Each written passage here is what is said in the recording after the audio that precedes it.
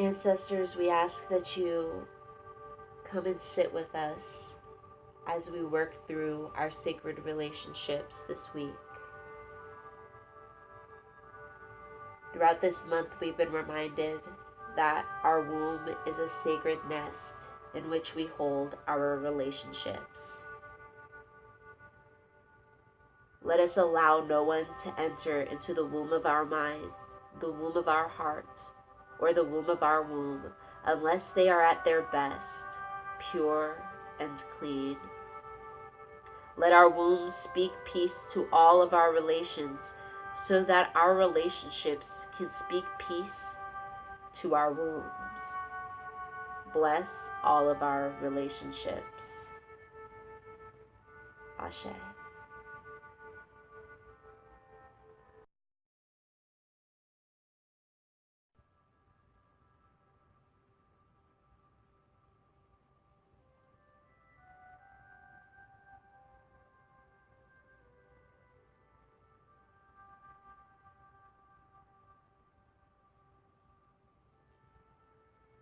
Ma'at is the cosmic order that permeates all creation. It represents truth, righteousness, balance, order, law, reciprocity, propriety, and sobriety. The ancient Kamites based spirituality, government, relationships, professions, their entire lives on the principles of Ma'at, represented by the feather. The heart in the Kamitic system is seen as the seat of intelligence. It was weighed with the feather of Ma'at on the scale, one against the other, as shown in the judgment scenes on the walls of many Egyptian temples.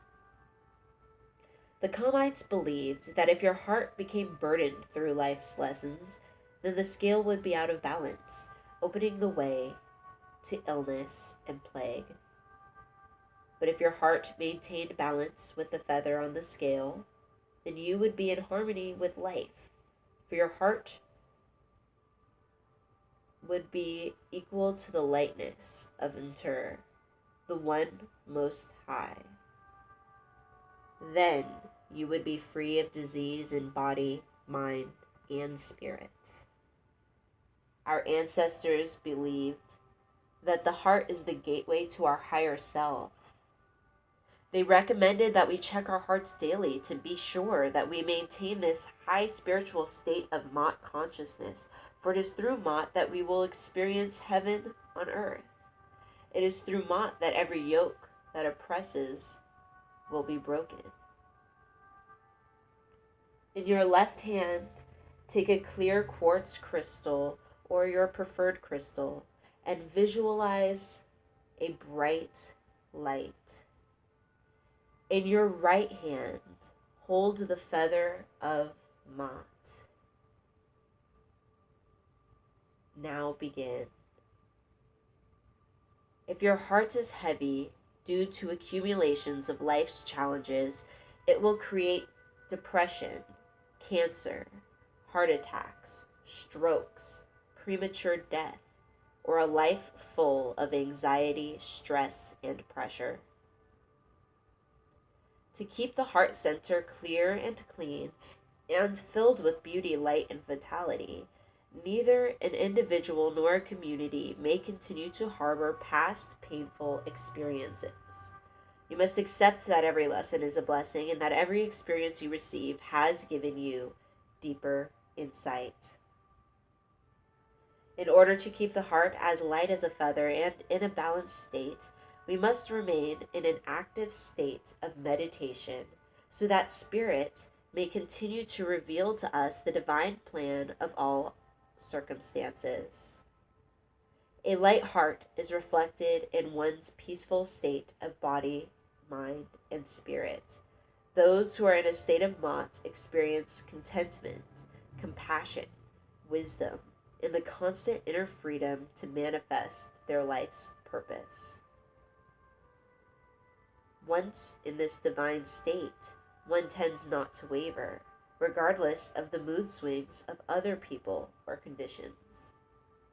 A Mott person is spiritually empowered with the ancient African spirit of truth, justice, righteousness, and absolute harmony.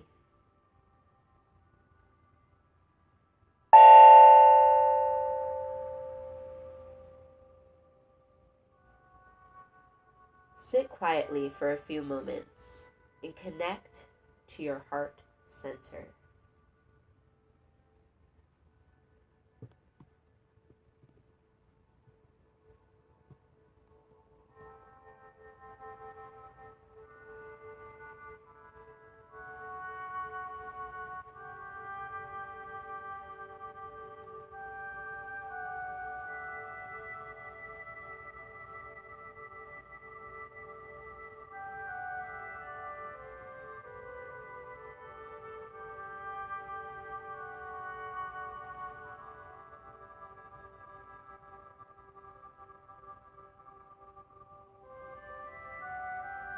Breathe into the heart and out again, very slowly and quietly.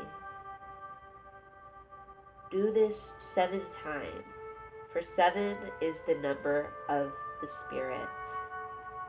Every time you inhale, see the image of your heart as light as the feather.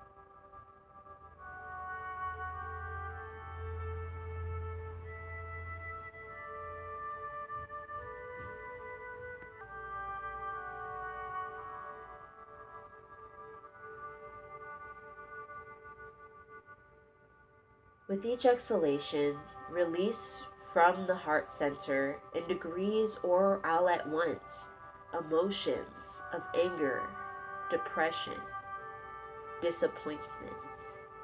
With each inhalation, breathe into the heart peace, joy, compassion, balance, and serenity.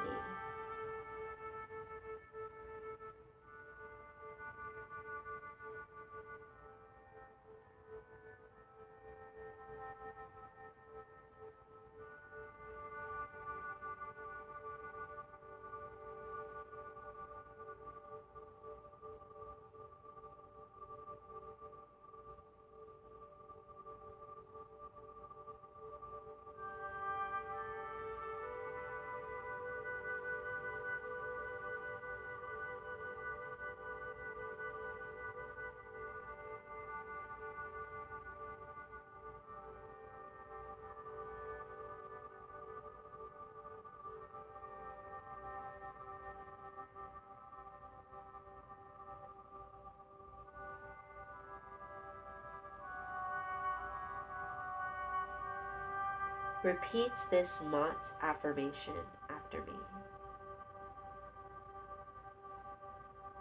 I live on Mott. I satisfy myself with the righteousness of my heart.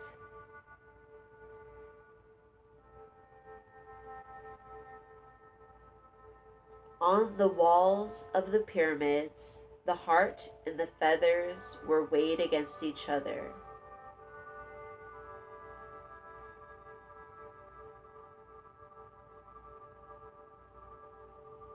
This indicated that the heart must never become heavy.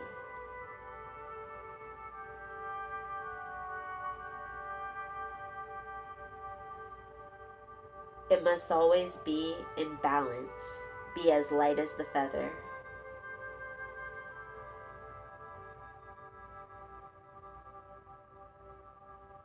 According to how I live, my heart will be weighed and judged daily.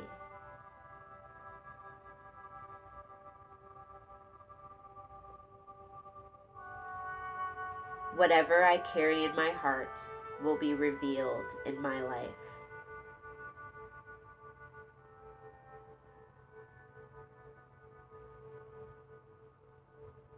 So I will guard my heart, my life, with much love and care, and no burdens will weigh upon it.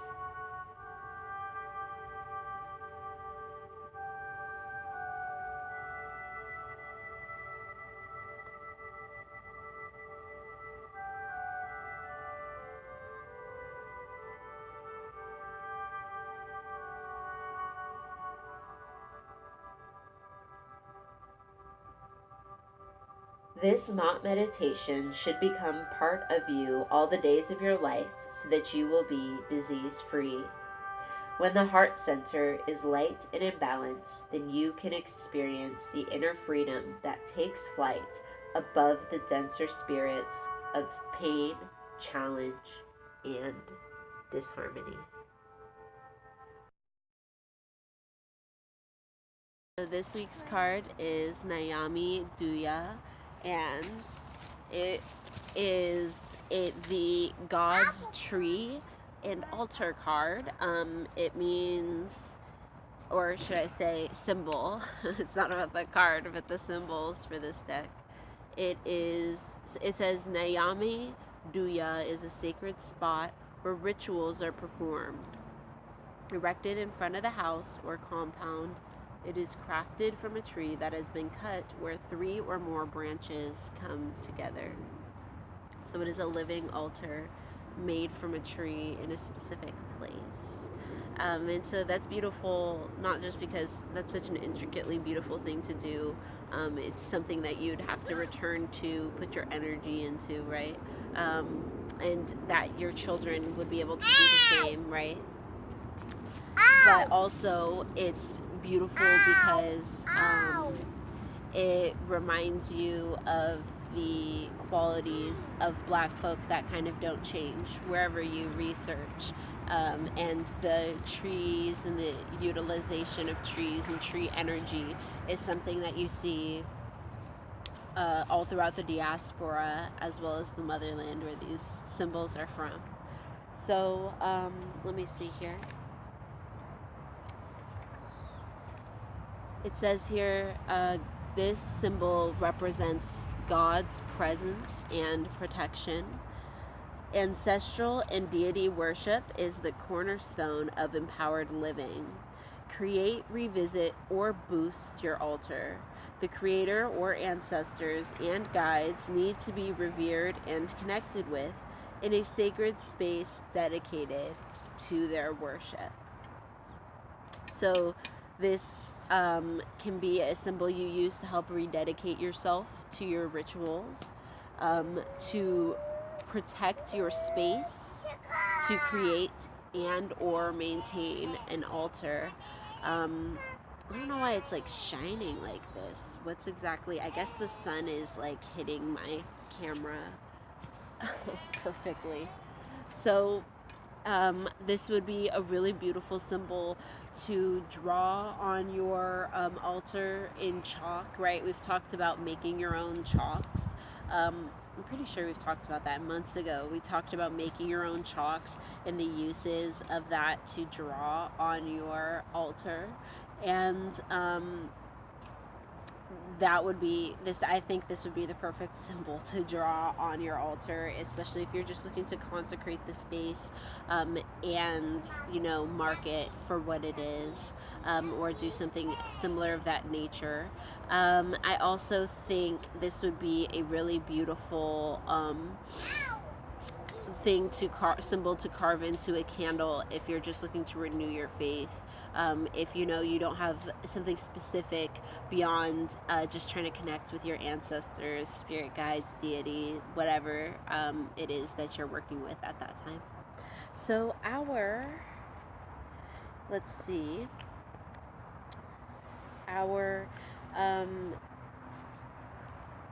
law that we're studying today for the 42 laws of Mats is I will not do evil. I think that's such a straightforward and basic one, especially in a list of moral, it's like a moral code.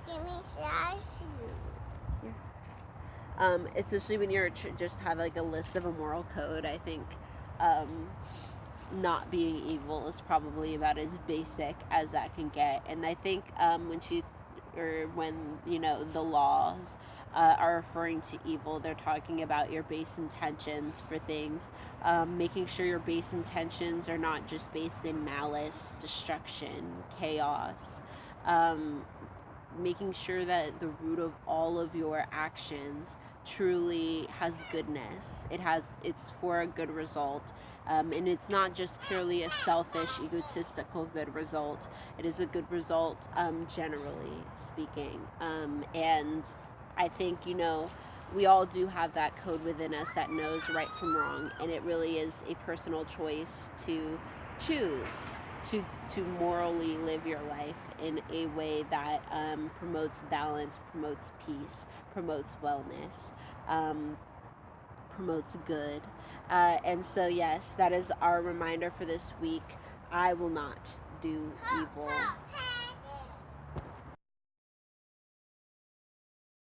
Chop today, I thought we would do, well, first of all, I was very sorely tempted to read you guys a whole ass excerpt out of Mules and Men by Zora Neale Hurston, but then it occurred to me, I was like, yo, we're almost done with the book. Like, we're gonna hit, and I'm pretty sure that I assigned off October or November, whenever it is we finish one of these, it's one of the last few months of this year. I think we finished the book in like October, but I obviously have a lot of sister circles planned beyond that, because last year we finished in December, and then it was kind of like, we don't have enough time to talk about sacred time. We don't have enough time to talk about sacred work. We don't have enough time to talk about conjure specifically.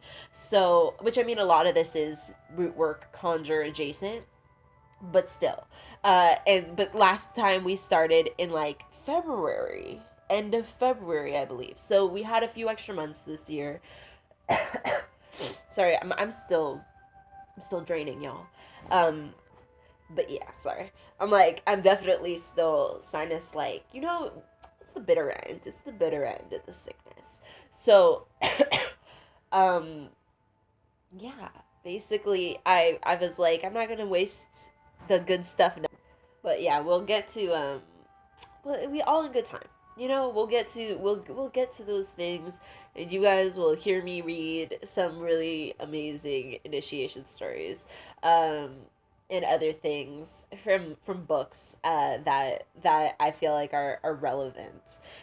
So today we are going to instead do a little more bibliomancy with the art of war, since that kind of went well last time. I feel like it went well, but then I also feel like I talked way too long for a one sentence stanza. I went off on a 30-minute tangent. So, yeah. But anyways, here's hoping that, turns out all right again. It's always nice when you, can point and be like, whoa, that speaks so much to me.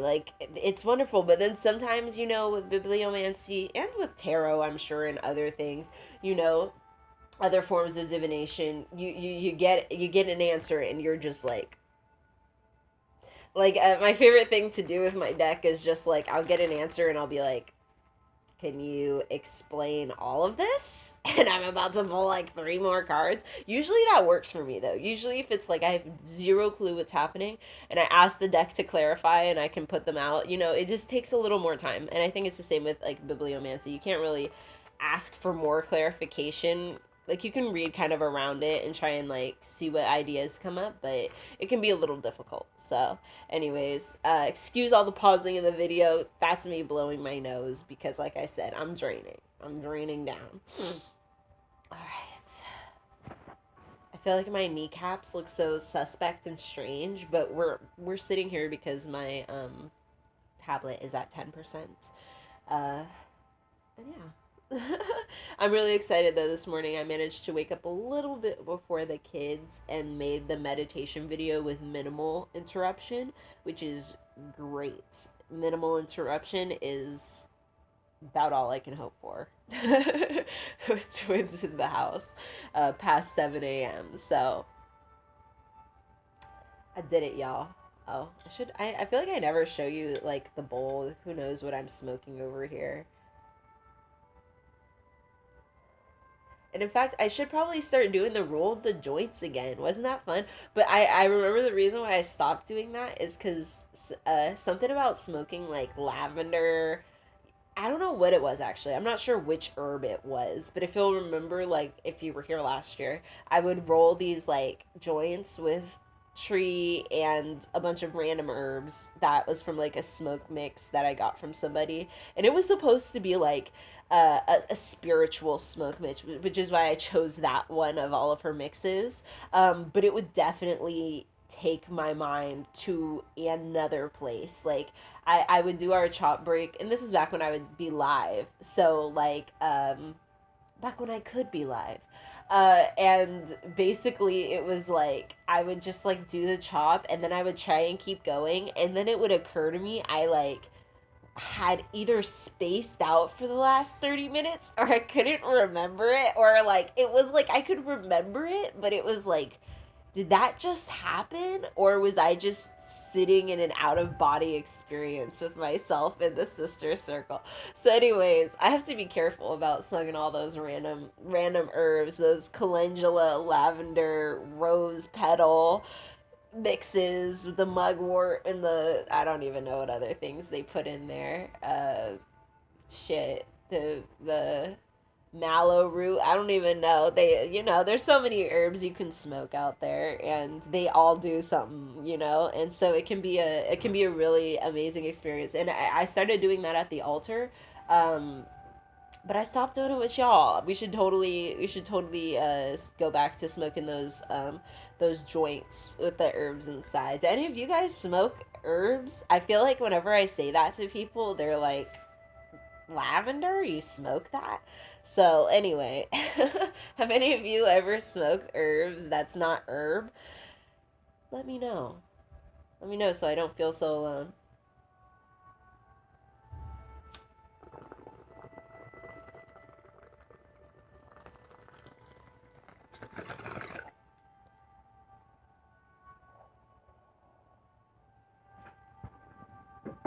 Oh shit, and my water is actually clean for once. I'm not embarrassing myself. Do you see this? Good times.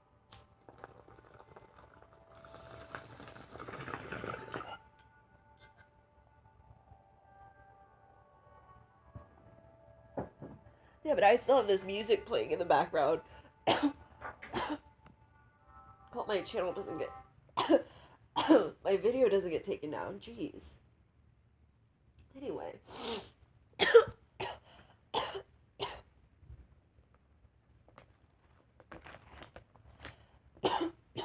A rip was like a little too big.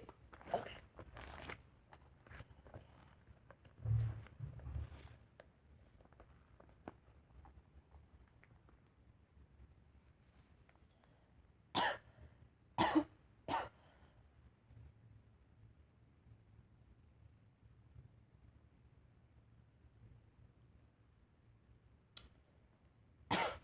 Okay. Let me blow my nose. Okay, so I landed on page still coughing. Okay. I landed on page 108 and 109. And there's two parts that kind of stood out for me from both pages. So from page 108, I'm on chapter, I don't know why I'm saying page 108, like all the copies of this book are different. Chapter 3. Chapter 3. I'm on the first page of chapter 3, and this online it has 2 pages for chapter 3 to see. And number 2 and number 4 were what popped out to me initially. But we're going to read number 1. Actually, we're going to read 1 through 4 because it's kind of, it all kind of fits. It all kind of fits. It's looking like. So To start this chapter, which is named Attack by Stratagem. Strategy is clearly what he's saying. Don't go in without a plan. And we have here for the first, in the practical, Sun Tzu said, in the practical art of war, the best thing of all is to take the enemy's country whole and intact. To shatter and destroy is not so good. So, too, it is better to capture an entire army than to destroy it. To capture an entire regiment, a detachment, or a company than to destroy them. Hence, number 2, hence to fight and conquer in all your battles is not supreme excellence. This is the one that stood out to me. Hence, to fight and conquer in all of your battles is not supreme excellence. Supreme excellence consists in breaking the enemy's resistance without fighting, without actually having to get to the point where you are fighting, right? I think this is such a poignant, reminder, because I think sometimes people skip to an end that doesn't even need to be there. Believe in a struggle that doesn't even need to be there. Are almost eager for that struggle that didn't really need to be there, and it could have definitely been avoided. The best thing of all is to get those things without destroying everything in your path, without ruining everything, without taking advantage of everybody, without hurting everybody. The most optimal plan is for everything to arrive at the finish line intact and put in place the way it's supposed to, as opposed to totally destroyed and needing to be rebuilt from the ground up. 3. Thus, the highest form of generalship is to balk the enemy's plans. The next best is to prevent the junction of enemy's forces, and the next in order is to attack the enemy's army and field. So, and to put this into a different perspective, we're thinking here about the highest form of being and I like they say generalship, because who was it, medicine man, that person that swamp water roots, I need to put his YouTube page. I'm sure you'll find it if you just looked up medicine man, though, to be real, or like the real hoodoo or anything like that. You'll find this guy, and he always says that about root work.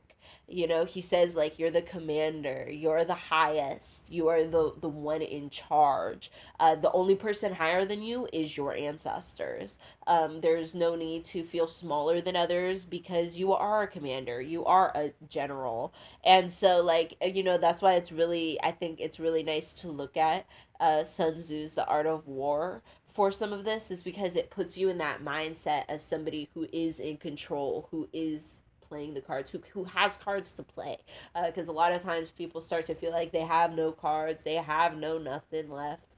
It's like at the very base of everything that this is what I really love about root work, is that it's like you have you, and that's something like I think most Black people can really relate with, like so it's lucky this is a Black religion, but I mean, I think it's something that most Black people can relate with. I think we've all, sadly, at some point in our lives, experienced only having you, or feeling like you only have you, and it being like pretty much genuine fact, it not really being based on just your feelings. It's legitimately you really don't have anywhere to turn. And I'm sure other, people and races and circumstances can lead to that as well, but I think it's a really high percentage. I would say close to 100% of, like, Black Americans probably. So I think it's really important to remember that you do always have cards to play, that, like, you yourself are a card to play, and that, your main goal is not to be fighting, it's not to be, struggling through the muck, it's to be, given, it's to be able to communicate in such a way, to, have your energy be in such a way that you will be given things, that you will be able to naturally acquire things without any kind of destruction having to occur in the process, because that's your main goal. Is your first goal, your highest order is just to bulk any plans that may come against you. Your highest order is to just get your goal done with the least amount of destruction. And then yes, the next best is to work on the defensive as best you can, but there does come a point where you have to just say, fuck it, and actually fight. And I think this is going back to intuition talks. That is a time when your intuition would come in handy. And note, like, Sun Tzu doesn't even say that that's a good policy. When he talks about besieging walled cities, he says that is the worst policy of all. The worst policy of all is when you have to resort to violence. The worst policy of all is when you have to just do an outright attack. The worst policy of all is when you have to just destroy fucking everything and, kill a bunch of innocent people along the way, taking everybody the fuck down along the way. That is the worst policy of all. They say this in The Art of War. This war should be the last resort option. It's not even or should we say the actual fighting battle part of war should be the last possible option. It should never be the first option. It should never even be close to the first option that you go for. Destruction, being out of control, because then you've got loss on your hands, right? Because you could have had a lot more had you come in, with the milk and honey. You could have come away with a lot more, but when you destroy everything, you burn everything to the ground, that's loss. That's loss for you, and that's loss for, obviously, for everybody else. You could see that, but it is loss for you at the same time. So we're on to the last part, number 4. The rule is not to besiege walled cities if it can possibly be avoided. The preparation of mantlets, movable shelters, and various implements of war will take up 3 whole months, and the piling of mounds over against the walls will take 3 months more. And later on, he does say that, like, due to how long this takes, people are prone to impatience. So what he's saying here is that first off, like, it takes a lot more energy, planning, time, and resources to be someone's enemy, to be fighting somebody full on battle style, to be going in on somebody constantly day in, day out. You're at the very least wasting massive amounts of time on that type of activity. No matter how small or large scale it is, you are wasting your own precious time on that. And as he goes on to say on number 5, the general, unable to control his irritation, will launch his men to the assault like swarming ants, with the result that 1/3 are slain, while the town still remains untaken. Such are the disastrous effects of a siege. So, I think, and then that's 3 months of planning. Like, you'd think you'd waited long enough, it's taken forever. But I think that's such a good reminder. 1, about patience, and then 2, about how time consuming it is to be a hater, to be fighting, to be burdened with needing to fight. Sometimes you're not even a hater. Sometimes it's just like actually consuming all of your time and energy. But then you have to be able to take that step back and recognize when you're wasting your time, when you are and then also, if you are doing all this, waiting outside, waiting and waiting, biding your time because you've come to the conclusion that this is worth it, actually being patient, that was discipline. So we've got intuition here, discipline. These are all things that take time to practice and build up the ability within yourself. But what an interesting little chapter this was to start with. Almost makes you want to keep reading. But yeah, so I think maybe I'll try and find a different book next week, and we'll see if we can do some bibliomancy with something else and see what message we get. I might try and bring out my Dust to Onyx guidebook, and then we can have like a beautiful picture and message from Courtney Alexander for the day. For our Sacred Women's Studies today, we did actually go through pretty much all of the chapter last time, which I didn't fully realize when I decided to make that video 2 hours long. I mean, it would have been a lot wiser to split it. But anyways, you know better sometimes, you figure it out. It's like my third, fourth time going through the book. You'd think I'd have this figured out, but I have 2 books, to be fair. I do have 2 books, and so they both have different notes in them, and that will sometimes throw me off. So enough of my excuses. Let me see here. So we ended basically on page 317, the 7-day transformative work. She says, the most important relationship on earth is your relationship with self. The extent to which you heal yourself is the extent to which you will be able to heal all your relationships. I'm sure you've already improved, so stay on the road because it gets better. Focus not so much on the outer world. As your inner environment is healed, the world around you will improve.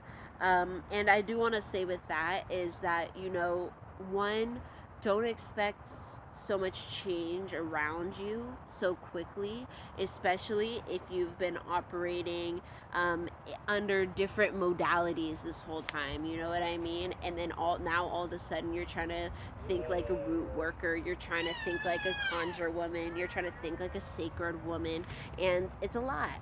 It's a lot, and it's going to be a lot for the people around you to come to grips with the new you, that it's not just like a little fad that you're doing. This isn't just like a little game that you're playing, yet another thing that you're going through, phase that you're going through, right? Because this is a lifestyle. This isn't just putting on some colors, throwing on a symbol and cha-cha-chaing through life like, oh no, now I'm a this, that, and the other. Now I'm a this, that, and the other. Because in this case, it really is just about cultivating that relationship with your ancestors, a very genuine relationship. This is about changing how you see your house, how you see yourself, how you see the choices you make for your family, the choices you make for your education, for your business, and all of those other things. You're going to be starting to see those through new eyes, through these eyes of the spirit, through these eyes of power, through these eyes that understand the immense power that you have and the immense power that you can wield, because you have this bloodline behind you and you have these abilities in the now, and you're at this unique place in history where you can connect with so many other people, and you can reach out and get items that you need, and you can share files so quickly with each other and share books.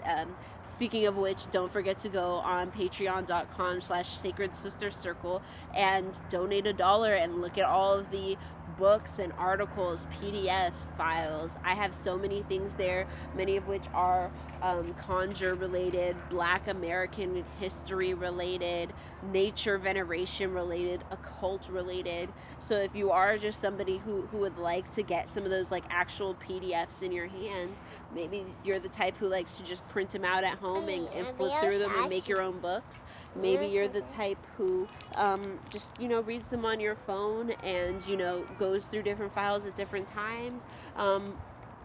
If you want to do your own types of research on things that interest you specifically, I suggest starting with Wikipedia, scrolling to the very bottom of the page and starting to go through the footnotes on the bottom, and then once you start going through those, those will naturally kind of lead you to other sources, because then you'll just start seeing names, you'll start seeing references to other books and texts, and it will really get you started. For example, like when I was getting into Black quilting history, and then I realized that intersects with a lot of root working and conjure history. So it all kind of came full circle. And, but that I had to start with just trying to look up names of famous black quilters from the jump, from the beginning, finding those black and white photos, reading their little biographies, seeing who else has written about these people.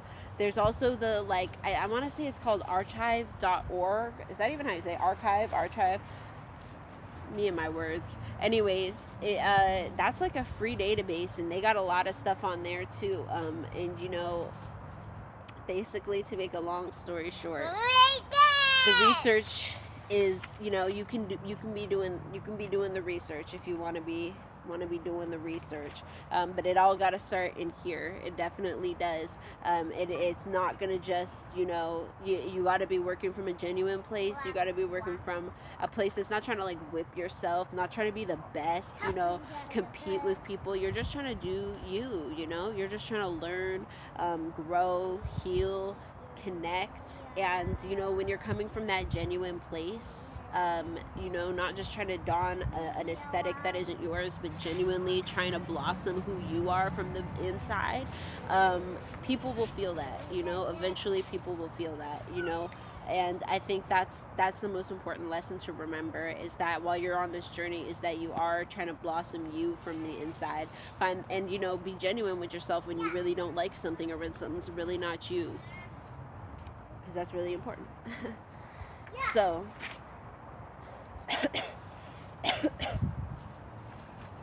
self-communication, love, unity, and compassion for your sacred self aids you in establishing a sacred relationship with all others. This week, enjoy all your relationships. So this week we're going to focus on the enjoyment of those relationships, really having gratitude for the relationship, gratitude for the changing relationship you're having with yourself, for the healthier, more vibrant, how we're always like, oh, if only I'd done this in my teens, if only I'd done this in my 20s, and people always say that stuff, but you could be doing this stuff right now, and then you got to be excited for yourself that you're doing this stuff right now. You got to be excited for that new relationship you're having with yourself, where you are more disciplined, where you are more intuitive, where you are more healthy, in many different ways, physically, spiritually, mentally, emotionally, what have you. So she says, first, list all your relationships. So we just talked about yourself, and then you've got your friends, you've got your family, you've got nature, you've got your business relationships, you've got a whole bunch of relationships, whoever, and everybody's is going to be different depending on, whether they're a CEO, stay-at-home mom, a healer, or otherwise, otherwise inclined. She says, explore the current state of each of these relationships and what you need to do to bring out about the divine order in each one. Keep praying about and purifying these relationships to understand the lessons that each of these relationships has brought into your life. So yes, really thinking about, praying about, purifying even relationships that you think are doing all right, maybe there is another level of understanding, another level of closeness that could be achieved as you are getting older, as your relationship is changing, as your mind is changing. You know what I mean?